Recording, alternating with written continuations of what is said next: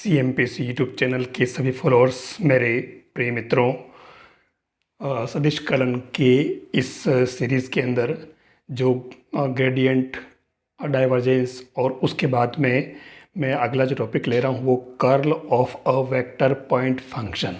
देखिए, कर्ल यानी कि पहले जो था डाइवर्जेंस, और डाइवर्जेंस के बाद में कर्ल आ रहा है। तो इस कर्ल के अंदर हमें क्या करना है, curl of a vector point function यानी सदिश बिंदु फलन का कुंतल। हालांकि ये वर्ड बहुत कम काम आता है, हम इसमें कर्ल ही यूज़ करेंगे। तो कर्ल क्या होता है, डाइवर्जेंस और कर्ल में क्या डिफरेंस है, तो मैं आपको बता दूं कि डाइवर्जेंस के अंदर हम करा करते थे डॉट एफ, किसी पृष्ठ एफ के लिए डाइवर्जेंस एफ लिखा करते थे, जबकि इसके अंदर जो है यानी कर्ल के अंदर वो होता है क्रॉस प्रोडक्ट। ये आपके किसी पृष्ठ का या सदिश बिंदु फलन का कर्ल कहलाएगा। इसमें डॉट प्रोडक्ट होता है और इसमें ग्रेडियंट के साथ, इस ऑपरेटर के साथ में क्रॉस प्रोडक्ट होता है। तो इसका मतलब इतना हो गया कि इससे डाइवर्जेंस से तो आपके अदिश बिंदु फलन प्राप्त होता है और कर्ल एफ से आपके सदिश बिंदु फलन प्राप्त होगा। ये आपको ध्यान रखना है। मान लो कोई भी एक फंक्शन जैसे एफ है, तो आप इसको जो लिखोगे वो सिग्मा आई और del F upon del X हम ऐसे लिखेंगे। और दूसरी बात, जो अगर हम इसको, अच्छा एक बात ये तो हो गई आपके कर्ल एफ की, ठीक है। और इसको जो लिखने का तरीका है वो अब मैं आगे बताता हूँ। फिर इसके अंदर फिर मैं बात करता हूँ डाइवर्जेंस। आपको पता है कि डाइवर्जेंस एफ अगर ज़ीरो होता है तो उसमें क्या होता है, ये जो है आपके क्या कहलाता है, सोलेनोइडल, है ना। सोलेनोइडल कहलाता है क्या, परिनालिकीय सदिश। लेकिन अगर इसके अंदर कर्ल एफ अगर जीरो हो जाता है, ये अघूर्णी सदिश कहलाएगा। यानी कि अगर आपके कर्ल एफ जो है ज़ीरो है तो ये आपके क्या कहलाएगा, अघूर्णीय सदिश या इरोटेशनल वेक्टर। ये दोनों में आपको ध्यान रखना है। सोलेनोइडल अलग चीज़ है और इरोटेशनल या अघूर्णीय सदिश अलग चीज़ है। दोनों में डिफरेंस आप देख लें, ये आपको इसके अंदर ध्यान रखना।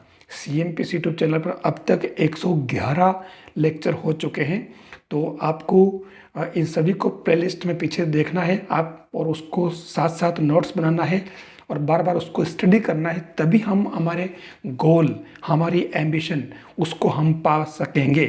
हमारा गोल, हमारा एम्बिशन क्या है, वो है RPSC फर्स्ट ग्रेड या फिर सेकंड ग्रेड, दोनों में से जिसके अंदर भी जो भी एग्जाम अपन दे रहे हैं उसके लिए ये सारा कंटेंट है। तो आपको लगातार मेहनत करनी है इसके लिए। देखिए, नेक्स्ट है, हम अब कर्ल पर कुछ जो जनरल प्रमेय हैं वो लेते हैं। यदि f equal to f1i plus f2j plus f3 की एक अवकलनीय सदिश बिंदु फलन है, तो कर्ल f जो होगा वो, देखिए बहुत इजी काम है। हम भले तो इसको याद रख लें कि देखो यहाँ Y Z, Z X, X Y, ठीक है। अब इनका क्रम देखो आप, वाई जेड मतलब एक्स वाई और जेड, 1 2 3, ठीक है, क्रम पकड़ लो इनका। तो वाई जेड, ठीक है, तो यहाँ जेड है तो इधर F3 होगा, और यहाँ दूसरे नंबर का है तो इधर देखो y, तो ये F2, जेड एक्स तो Z3 X1, ठीक है, X1 Y2, ऐसे इसको याद रख सकते हैं। लेकिन हमें इसकी ज़रूरत नहीं पड़ेगी। हम इसमें कर्ल F जो निकालेंगे उसके लिए हम क्या करेंगे, एक तो ये अपने को ध्यान रखना है, इसको कर्ल एफ को हम जगह जगह इस तरीके से यूज़ करेंगे तो ये कन्फ्यूज़न नहीं हो। और इसके लिए आपको क्या करना है, सारणिक मेथड से हमें इसको सोल्व करना है, जो आप जानते हैं, यह आ जाएगा। फिर यहाँ इसका जो है del upon del X, del upon del Y, del upon del Z, और यहाँ F1 F2 F3, ये तरीका हम यूज़ करेंगे, ध्यान रखना, ठीक है। तो इसी मेथड से ही अपन ज़्यादातर सोल्व करेंगे। आप इसको इस तरीके से याद रखें। एक सेकंड नंबर जो प्रमेय है वो एक जनरल प्रमेय है। अगर आपके पास में एफ और जी कोई से भी दो अवकलनीय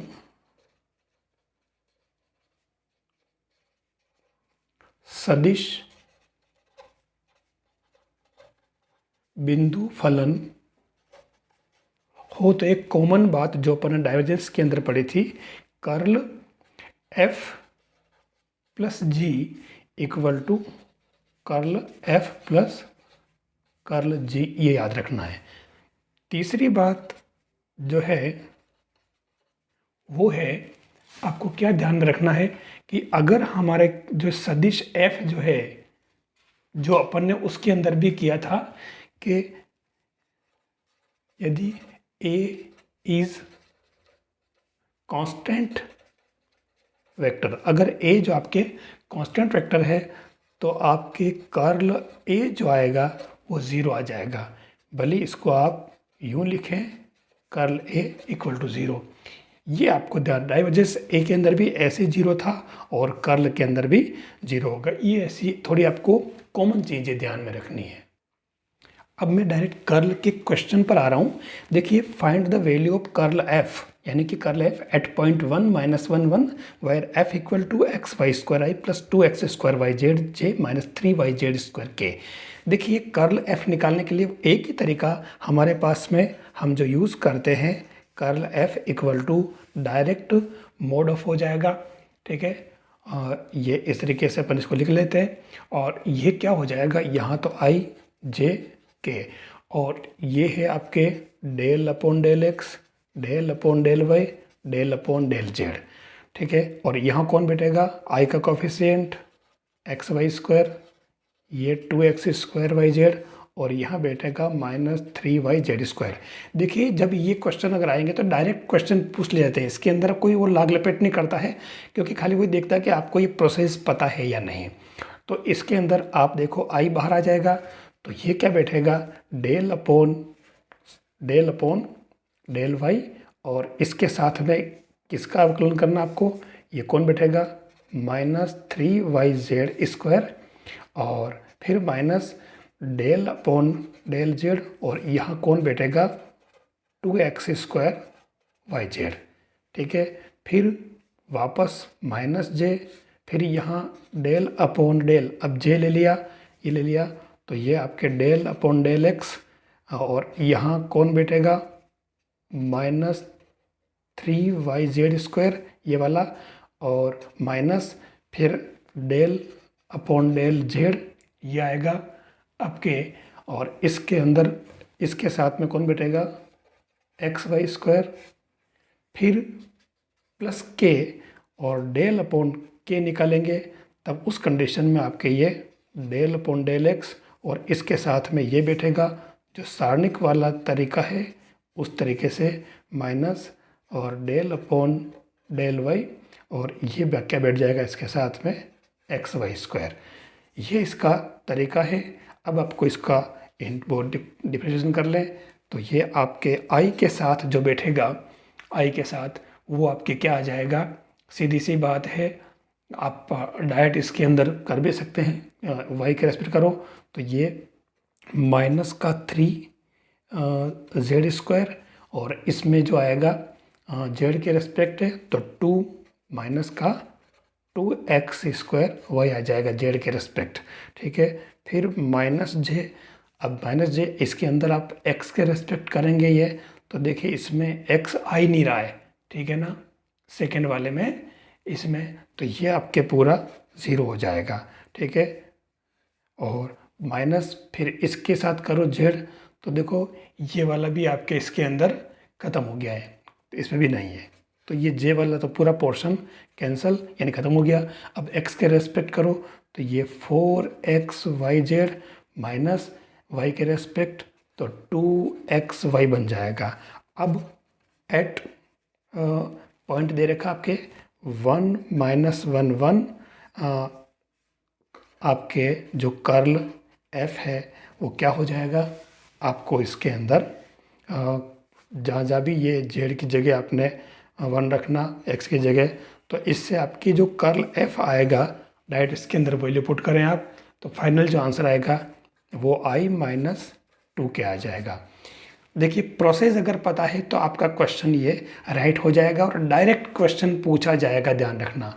भले वो ऑब्जेक्टिव में आएगा लेकिन क्वेश्चन पूरा का वही आएगा। ध्यान रखना ग्रेजुएशन लेवल पर आपको बता दूं कि जो क्वेश्चन आते हैं वो आरपीएससी यूं का यूं डायरेक्ट क्वेश्चन उठाती है। जो ग्रेजुएशन से के बुक के जो क्वेश्चन होते हैं वो डायरेक्ट क्वेश्चन उठाती है, तो आपको उन डायरेक्ट क्वेश्चन को अच्छी तरह से जो है प्रिपेयर करना। मैं वही क्वेश्चन ले रहा हूँ जो डायरेक्ट सीधे क्वेश्चन दे रखे हैं। नेक्स्ट क्वेश्चन है f equal to X plus Y plus I मतलब x plus Y plus 1i plus J plus minus X minus Y के। ये कह रहा prove f dot curl f जो है वो 0 होगा, ये कहना चाह रहा है। तो ये आपके रिजल्ट डायरेक्ट में इसलिए पूरा इसलिए लिख रहा हूँ कि आपको रिजल्ट कुछ याद भी रह जाए क्वेश्चन करते समय। तो हम डायरेक्ट सीधे सीधे पहले इसमें कर्ल f निकाल लेते हैं इसका। तो कर्ल f इक्वल टू क्या होगा, आई जे के, और यहाँ बैठेगा del upon del X, del upon del Y, del upon del Z, और इसके नीचे यहाँ तो बैठेगा देखिए x प्लस वाई प्लस 1, और यहाँ ओनली 1, और यहाँ माइनस एक्स माइनस वाई बैठ जाएगा। इसके बाद में वही तरीका जो है आई बाहर, और ये लेंगे तो डेल अपॉन डेल वाई, और इसके साथ में कौन आएगा माइनस एक्स माइनस वाई, फिर minus del upon del Z, और इसके साथ में कौन आएगा 1। देखिए अपना कितना काम इजी हो गया है। माइनस जे, अब इसके साथ में आपके डेल अपॉन डेल एक्स, और इसके साथ में आएगा minus X minus Y, minus इधर डेल अपॉन डेल जेड, और इसके साथ में आएगा x प्लस वाई प्लस 1। फिर प्लस k की बात करें तो k के साथ में अब फिर से वही डेल अपॉन डेल x, और इसके साथ में कौन आएगा ये 1। अपना काम देखो कितना इजी हो जाता है। फिर डेल अपॉन डेल y, और यहाँ बैठेगा x प्लस वाई प्लस 1। बस इसको आप सोल्व कर लें। तो यहाँ i के साथ में देखो y के रेस्पेक्ट किया इसका, तो ये -1 माइनस यहाँ 1 तो बेचारा 0, फिर माइनस j, तो यहाँ x के रेस्पेक्ट किया तो ये -1 माइनस यहाँ z के रेस्पेक्ट किया 0। क्वेश्चन दिखने में बहुत बड़ा लगता है लेकिन है कुछ नहीं है, इस हमारे लिए काफ़ी सुविधा कर दी इसने। फिर यहाँ अपन k की बात करें तो k में आप देखो यहाँ 0 हो गया, माइनस यहाँ y के रेस्पेक्ट तो 1, तो हमारा ये आया क्या माइनस i, और यहाँ प्लस का j, और प्लस का क्या माइनस का k। ठीक है, तो अब अगर आप ध्यान से देखें तो ये आपके कर्ल f आ चुका है। ठीक है, अब इसका अपन f के साथ में डॉट निकालते हैं। Therefore f dot curl f। ठीक है, तो आप निकालो f हमारा ये है, तो -1 से इसको मल्टीप्लाई करें, माइनस एक्स माइनस वाई और -1, फिर j के साथ में j डॉट j, तो ये +1, फिर इसका -1 से करें तो प्लस एक्स प्लस वाई। आप देखें x से x कैंसिल, y से y कैंसिल, 1 से 1 कैंसिल, ये 0। यही तो लाना था अपने को। तो कोई बड़ा काम नहीं है, आराम से अगर प्रोसेस पता है तो आप आराम से एक क्वेश्चन कर सकते हो। देखिए नेक्स्ट जो मैंने क्वेश्चन लिया है v इक्वल टू ग्रेड, यहाँ देखिए ग्रेड लिखा हुआ है X cube plus Y cube plus Z cube minus 3xyz। एक सिमेट्रिक आपका फलन है xyz का। इसमें इसने डाइवर्जेंस v और कर्ल v दोनों फाइंड करने के लिए कहा है।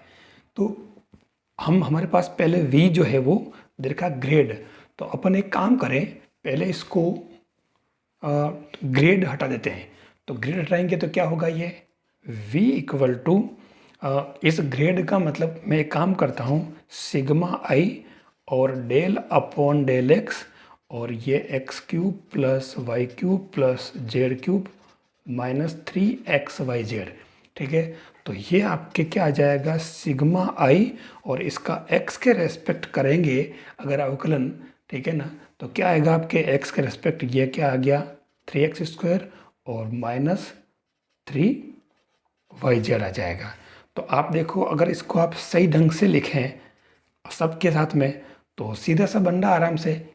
3, जैसे 3 बाहर ले लो तो ये x² -yz आई, फिर प्लस फिर 3 बार आ जाएगा, और फिर y वाला है तो y² -zx, फिर प्लस 3 बाहर ले लो, ठीक है ना, ये j, और 3 बार ले लो तो ये x² y², तो ये सिमेट्रिक आ रहा है z² -xy k। ये आपके ग्रेड निकाल लिया अपन ने, ठीक है, कोई विशेष बात नहीं है। अब इसमें अगर अपने को डाइवर्जेंस निकालना है, सबसे खास बात यहाँ ग्रेड भी निकाल लिया, अब आपको पहला जो है आपके डाइवर्जेंस भी निकालना, मतलब आपको डाइवर्जेंस का मतलब आपको पता है आई डेल अपॉन डेल एक्स, ठीक है ना, प्लस इस तरीके से चलता है, और इधर आपके डॉट करके और ये वी आ जाएगा। वी आपके क्या है, ये आ गया, तो मैं इसको डायरेक्ट लिख रहा हूँ आई डॉट आई, तो ये बनेगा क्या आपके del upon del X 3x² -yz plus del upon del Y 3y² -xz plus del upon del Z 3, और ये x² z² -xy बन जाएगा। बस आप इनका x y z के रेस्पेक्ट अवकलन कर लें तो सीधा सा ये क्या बन गया आपके 6x + 6y + 6z, यानी कि 6 × x + y + z। देखिए बड़ा काम नहीं है, आप प्रोसेस अगर पता है तो आप चुटकियों में इस क्वेश्चन को आप करोगे, इसलिए आप इसको ढंग से समझ लें कि इसमें करना क्या है। ये आपका डाइवर्जेंस f आ गया। अगला है आपके कर्ल f कर्ल v, ठीक है। तो इसके अंदर जो सेकेंड पोर्शन है कर्ल v, तो कर्ल v के लिए आपको ये पता ही से कि इसको अपन ऐसे लिखते हैं, सिंबल है तो ध्यान रखना होगा, और ये हो जाएगा i j k और del upon del X del upon del Y del upon del Z.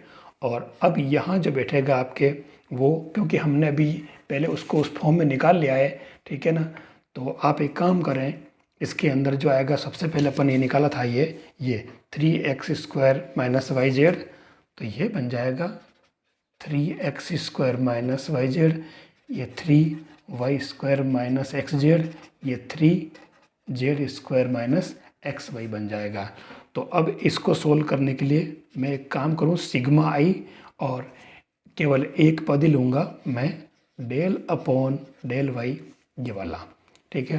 तो इसके साथ में अपने कौन आ रहा है, ये 3z² -3xy minus del upon del Z आ जाएगा, ठीक है, क्योंकि आई वाला कंपोनेंट है तो जेड, और इसमें कौन बैठेगा 3 अंदर ले लेते पर, चलो ये था ना अपने जेड वाला, तो इसके साथ में ये आएगा, तो ये कौन बैठेगा 3x² -3yz, केवल एक ही लिया मैंने। तो इसके अंदर आपकी जो आएगा ये फाइनली 3 सिग्मा और माइनस का x प्लस का x आई बन रहा है, इसका मतलब वो सभी के अंदर आपके -y + y ऐसे बनेगा, तो ये फाइनली आपके 0 आ गया।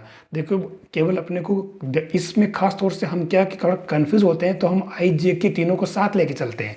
कर्ल के अंदर, स्पेशली कर्ल के अंदर तो अपने को आई जे के तीनों साथ लेने की जरूरत नहीं, क्योंकि सिमेट्रिक पद आएगा बिल्कुल, क्योंकि x y y z z के इस तरीके से सिमेट्रिक आता है, तो आपको केवल सिग्मा आई करके और 2 से ही काम कर लेना है, ताकि आपका ये क्वेश्चन वही शॉर्ट में फटाफट रिजल्ट तक आप पहुंच जाओ इसके अंदर।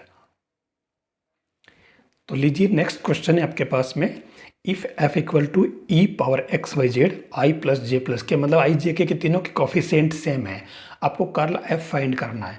तो आपके पता है आपको सीधी सी प्रोसेस सेम है इसका, तो मैं इसको ज़्यादा लंबा नहीं करूँगा।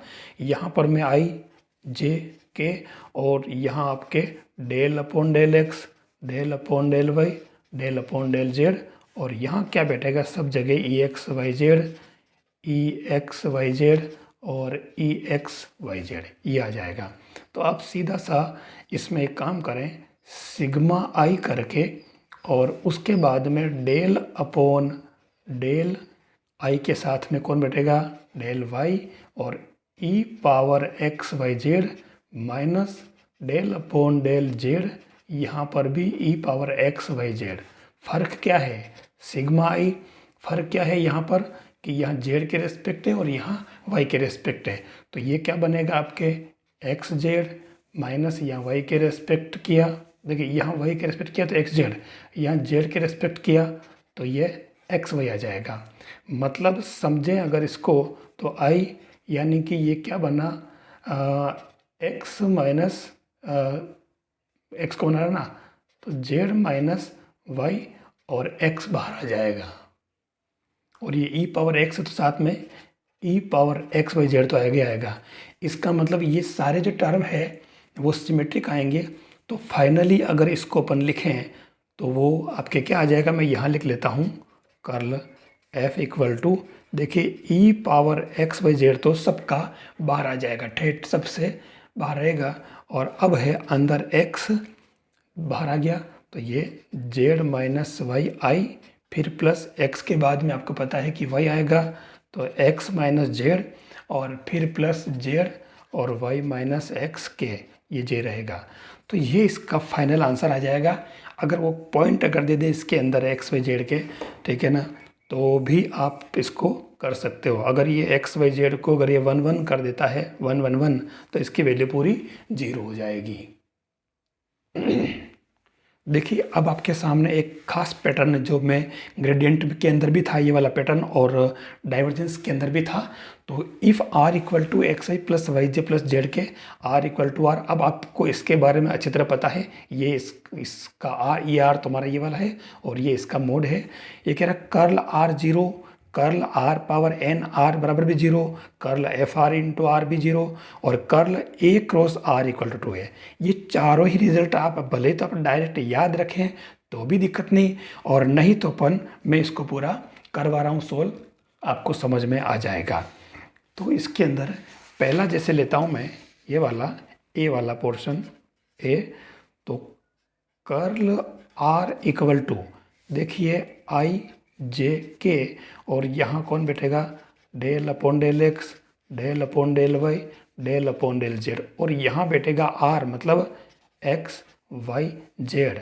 अब आपको पता है मैंने क्या कहा, तीनों लेने की ज़रूरत नहीं है, सिग्मा आई कर लें और फिर यहाँ डेल अपॉन डेल वाई और डेल अपॉन डेल वाई, और दूसरा आएगा इसके अंदर डेल अपॉन डेल जेड। अब यहाँ डेल अपॉन वाई के साथ में यहाँ जेड और यहाँ कौन बैठेगा, वाई, बीच में माइनस। तो आप देख लो कि यहाँ पर जेड के रेस्पेक्ट मतलब वाई के रेस्पेक्ट करना है तो बेचारा ये यहाँ आई और ये 0 माइनस 0, तो आपके सभी के साथ में ऐसे चलता रहेगा। तो ये इसका आंसर आपके 0 आ जाएगा, तो कर्ल आर 0 आ जाएगा। फिर हम दूसरा बी वाले की बात करें तो जो बी वाला पोर्शन था वो है आपके curl R power N R, इसको निकालते हम। तो इसके अंदर आपके क्या है, ये जो बनेगा चलो मैं इसको एक काम करता हूँ, मैं पूरा इसको उसमें डाल देता हूँ सारणी के अंदर आई जे के, इसको अलग कर दो इधर। तो यहाँ बैठेगा del upon del X, del upon del Y, del upon del Z, और यहाँ जो आएगा वो आपके क्या आएगा, आर पावर एन और आर की जगह एक्स, ठीक है। फिर यहाँ आर पावर एन और आर की जगह वाई, आर पावर एन और यहाँ आर की जगह जेड बन जाएगा। मतलब हमारे ये जो बनेगा सिग्मा आई और fix del upon del Y और डेल अपॉन डेल जेड, और यहाँ कौन बैठेगा, ये आपके R power N Z minus यहाँ आर पावर एन वाई बैठेगा, ठीक है। तो यहाँ पर भी अगर आप करें तो सेम पैटर्न बन रहा है आपके, क्योंकि यहाँ जेड वाई के रेस्पेक्ट तो वाई के लिए जेड कांस्टेंट हो गया, तो इसको यू इंटू वी से करने की ज़रूरत नहीं है। आप एक काम करें सिग्मा आई और यहाँ आर पावर तो ये N R N minus 1 Z minus N R N minus one Y, और इनके साथ में यहाँ पर क्या बनेगा, del R upon del Y और del R upon del Z बनेगा।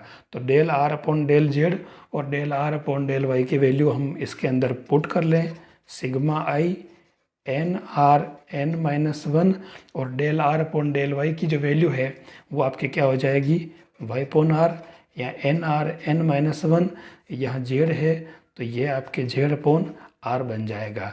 तो अब आपके यहाँ पर बचा क्या है, सेम ये पोर्शन सब जो एन आर माइनस वन बन जाएगा जैसे आई, और ये N R N minus two बनेगा और अंदर वाई माइनस जेड बन जाएगा सिग्मा करके। तो आप देखें यहाँ ये वाई, ठीक है, ये जिसका जो जेड था वो साथ में रहेगा इसका, तो यहाँ पर जेड आएगा, और इसका ये जो वाई है वो वाई भी यहाँ जेड और यहाँ वाई, तो ये यहाँ पर वाई साथ रहेगा, तो Z Y minus Z Y zero, यानी सभी के अंदर आपके सेम ऐसे ही बैठेगा। तो आपको सिग्मा आई से ही काम चलाना, सभी लिखने की ज़रूरत नहीं है, जे और के कंपोनेंट को डालने की ज़रूरत आपको नहीं है। सी वाला जो पोर्शन है वो है कर्ल एफ आर आर, ये जीरो लाना है। तो यहाँ पर भी आप क्या करें, आई जे के, और यहाँ del upon del X, del upon del Y, del upon del Z, और यहाँ कौन बैठेगा आपके एफ आर, और आर की जगह याद करो क्या लिखेंगे, एक्स, है ना, और यहाँ पर एफ आर और यहाँ वाई, यहाँ एफ आर जेड। बस अब आपको इसको चलाना आगे, तो आप सिग्मा आई कर लें, और उसके बाद में डेल अपॉन डेल एक्स, और यहाँ कौन बैठेगा एफ, मैं अब एफ आर लिखने के बजाय खाली मैं एफ ही लिख रहा हूँ यहाँ पे, एफ चलो लिख लेता हूँ, F R Z minus del upon del, यहाँ एक्स नहीं है वाई, और यहाँ जेड, तो यहाँ भी एफ आर और यहाँ वाई है तो यहाँ वाई आ जाएगा।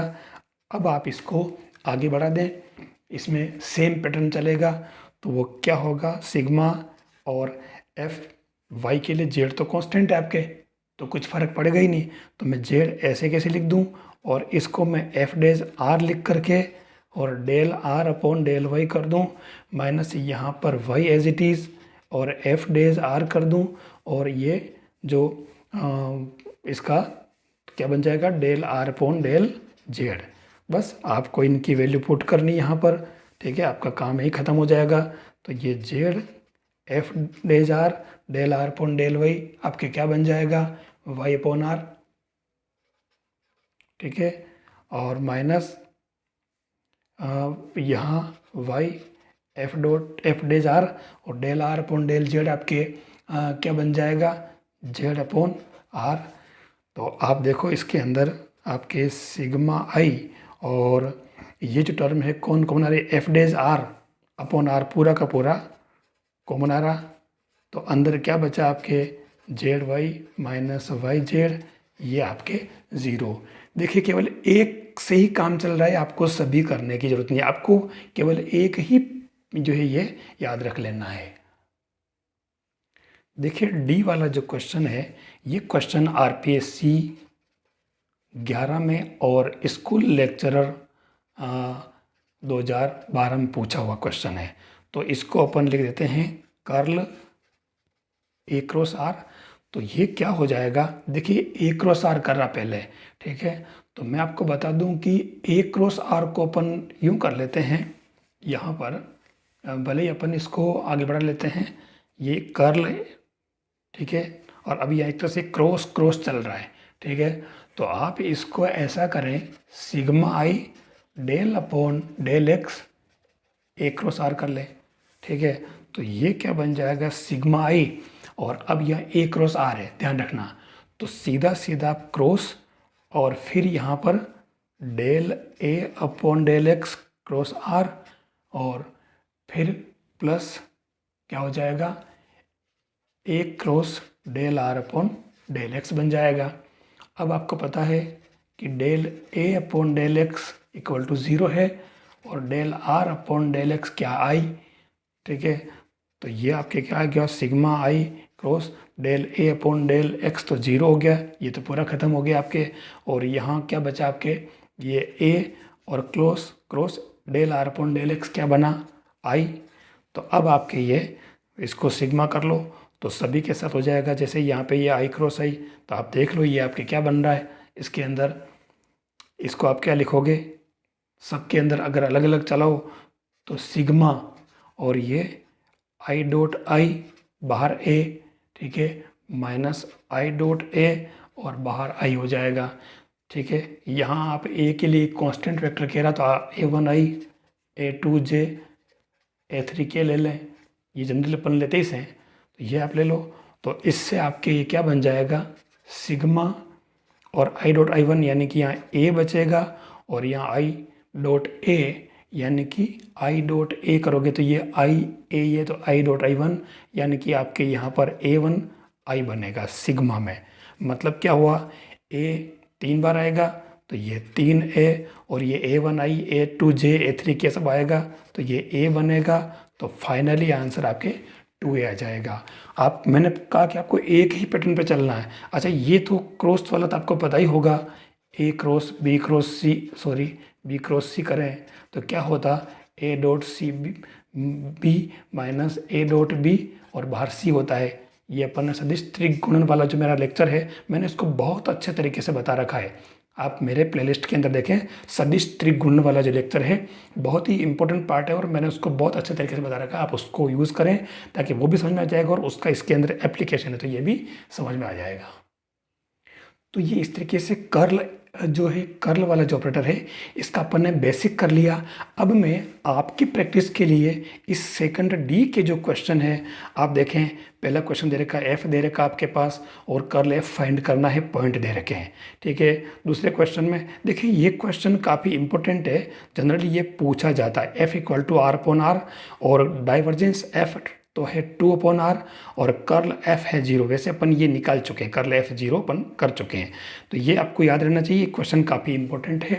फिर F equal to A cross R, R power N और आर इक्वल टू ये, तो सेम जो डाइवर्जेंस एफ कर्ल एफ, ये अपन ने जो पीछे जो तरीका अपनाया उस तरीके से आपको ये करके देख लेना ताकि वहाँ पर आपको निकालने में देर नहीं लगे। चौथा क्वेश्चन कह रहा है F equal to x I plus X plus Y J plus ये दे रखा है, तो आपको डाइवर्जेंस एफ और कर्ल एफ दोनों निकालना है। तो आपको पता है तरीका, कर लेंगे इसके अंदर। यहाँ दे रखा है वही same R equal to x I Y J Z K, तो आपको पूछा क्या है, देखिए क्वेश्चन इंपॉर्टेंट है, कर्ल आर साइन आर। ठीक है, तो पहले आपको साइन आर लेना है, तो साइन आर का मतलब क्या हो जाएगा, ध्यान रखना ये आर और ये साइन आर। ठीक है, ये आर तो कांस्टेंट है और आर की जगह आपके ये बनेगा, तो एक तरह से यहाँ x sine r y sine r z sine r बनेगा। उसके बाद में आपको कर्ल निकालना होता है, आ जाएगा आराम से। ऐसे ही v इक्वल टू ये दे रखा है फंक्शन आपके और कर्ल v पूछा है 1 2 3 पर, तो कोई विशेष बात नहीं, आप कर सकते हैं। ऐसे ही यहाँ पर इसने कहा कि यदि ये जो टर्म है पूरी, इसके लिए कह रहा है कि ये अगर अगुणीय सदिश हो, ठीक है ना, तो आपको लेमड़ा म्यू और ओमेगा के मान ज्ञात करना, तो आपको जो कॉफिशिएंट है वो 0 कर देना उनके, है ना। कर्ल एफ 0 हो जाएगा इसके अंदर। अगुणित सदिश के अंदर क्या पढ़ा अपन ने, अगुणित सदिश के अंदर कर्ल एफ को आपको 0 कर देना है, तो इससे आपके ये लेमड़ा म्यू और ओमेगा तीनों आ जाएंगे। अच्छा, 2 क्वेश्चन मैंने पीछे छोड़े हैं, ठीक है। तो आपको जैसे एक ये क्वेश्चन दे रखा है कि r equal to x I plus Y J plus Z के तथा ए कोई अचर सदिश है, तो ये कह रहा है कि curl A cross r upon r cube equal to ये आएगा। देखिए इसके अंदर भी अगर आप चाहें तो आप उसी तरीके से करें सिंगल पैटर्न से, लेकिन थोड़ा लंबा पड़ता है तो ऐसे क्वेश्चन पूछे नहीं जाते हैं। फिर भी हमें एक सर्व समीकरण की तरह इसको याद कर लेना चाहिए, हमें कोई रिस्क नहीं लेना चाहिए। एक क्वेश्चन ये था कि X Y Z whole power B X power A I plus Y power A J plus Z power A के, तो उस केस में आपके ये इरोटेशनल वेक्टर है, ठीक है ना। मान लो अगर अगुणित सदिश है दे रखा है इसने, तो उस केस में आपको वो ए और बी की वैल्यू पूछेगा कि ए और बी की वैल्यू क्या होगी। तो यहाँ पर भी अपने को कर्ल एफ 0 करके ये कर्ल एफ निकाला और कर्ल एफ को इसने 0 किया और 0 करने के बाद में ये कंपेयर करके और ए और बी की वैल्यू निकाली, तो यहाँ पर ए तो -1 है या फिर बी 0 होगा। ये क्वेश्चन भी पूछा जाता है। मैंने आपको बार बार कहा है और फिर से कह रहा हूँ कि ग्रेजुएशन लेवल पर जो आपको प्रिपरेशन करनी है उसके अंदर आपको डायरेक्ट क्वेश्चन उठाने का ही कोई घुमाने फिराने वाली बात ग्रेजुएशन के लेवल पर नहीं होती। डायरेक्ट क्वेश्चन उठाता है वो बुक से। तो आपको जो मैं बता रहा हूँ इन क्वेश्चन को अच्छे तरीके से करना है और मेरे CMPC यूट्यूब चैनल को आपको सब्सक्राइब करना है, अपने साथियों को शेयर करना है। इसके जो पीछे के सारे लेक्चर है वो मैंने CMPC यूट्यूब चैनल की प्लेलिस्ट के अंदर डाल रखे हैं, आप वहाँ से देख सकते हैं। जो अगर पहले नहीं देख पाए, जिनको पहले पता नहीं था, उनको आपको देख लेना चाहिए। साथ ही टेलीग्राम चैनल जो है CMPC नाम से ही है, तो आप उसको भी ज्वाइन करें ताकि आपको लगातार अपडेट मिलते रहें। थैंक्स।